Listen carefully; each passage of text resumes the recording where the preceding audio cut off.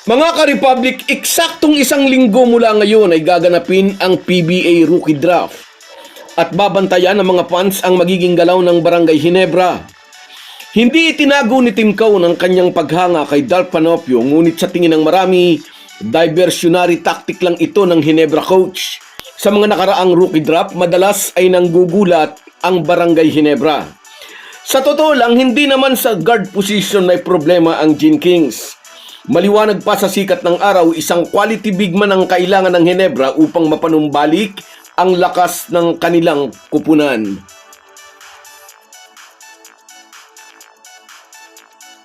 Pag-uusapan po natin yan, pero bago ang lahat ay maglalambing po ako sa inyo na isubscribe ninyo itong ating channel at kung di masyadong makakaabala ay i-like at paki-share na rin ninyo. Malaking bagay po yan sa aming mga vlogger. Maraming salamat. Mga ka-Republic, higit sanang malalim ang rookie draft ngayong taon kung hindi naging maramot ang pamunuan ng UAAP sa pakiusap ni PBA Commissioner Willie Marcial. Napabalitang nagpadala si Willie Marcial ng formal request sa UAAP na payagan ng kanilang mga players na sumali sa draft, ngunit tumanggi ang liga. Di tulad sa NCAA na may permiso ang mga players na mga ito na mag-join sa PBA Rookie Draft.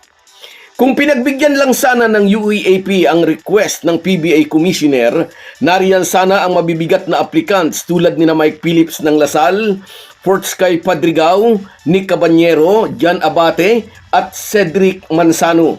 Ngunit marami pa rin namang mahuhusay sa 128 applicants tulad ni Jason Brickman, Juan Gomez Diliano, Dalp Panopio at ang pinakamatangkad sa batch na si Gio Chiu at 6'11".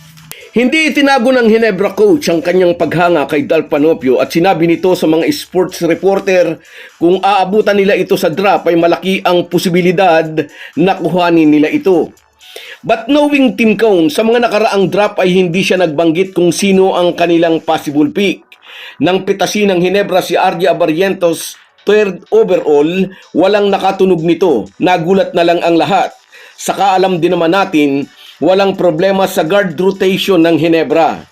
Sabi nga ng ilan, parang diversionary tactic lang ni CTC ang pagsasabing gusto niya si Dalp Panopio upang matuon dito ang interest ng ibang coach.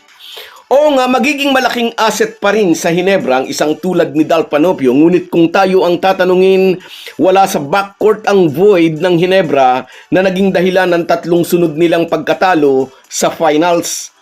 Ang butas ng kanilang lineup ay nasa kanilang front court. Sa Commissioner's Cup last season, kinailangan pa nilang i-activate ang retired ng si Jody Vance upang may maipantapat sila kina Kelly Williams at Poy Eram ng Talk and Text. Dahil nga may edad na rin naman si Jody Vance at wala sa kondisyon, ay na-injured din naman agad ito. Naniniwala po tayo ang problema sa frontline ang unang dapat solusyonan ng mga mag-aalak. Kung may pagkakataon, big man ang unang dapat pitasin ng Gin Kings sa halip na isang point guard na naman. As per reports, kumikilos ang Ginebra para makuha ang number 2 pick ng Phoenix sa darating na PBA draft. Willing daw makipag-deal ang Fuel Masters sa alinmang team na i-trade si Richie Rivero kapalit ng player na magpipit sa kanilang pangangailangan. Interesado dito ang Ginebra at ewan natin kung sino ang kanilang isasalya kapalit ng pick number 2. Kung sakali na magmamaterialize ito, sino ang possible big man na mapipitas ng Ginebra sa darating na rookie draft? Ang isang big man sa draft ay si Gio Chiu, 6'11", na sa kasulukuyan ay contract player ng Abra Weavers.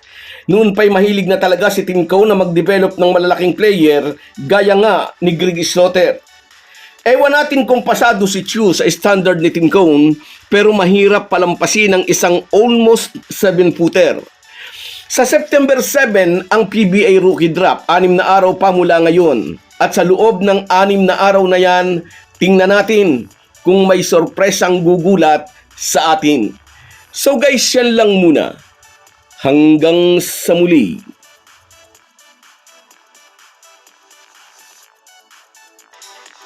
Kahit gaano po tayo kabisi, ay huwag po nating kalimutan ang ating buhay espiritual. Lagi po tayong magpasalamat sa bawat araw na dagdag sa ating buhay. malaki po ang maitutulong ng pananalangin araw-araw. Isang paalala po mula sa inyong Halo-Halo Sports Republic.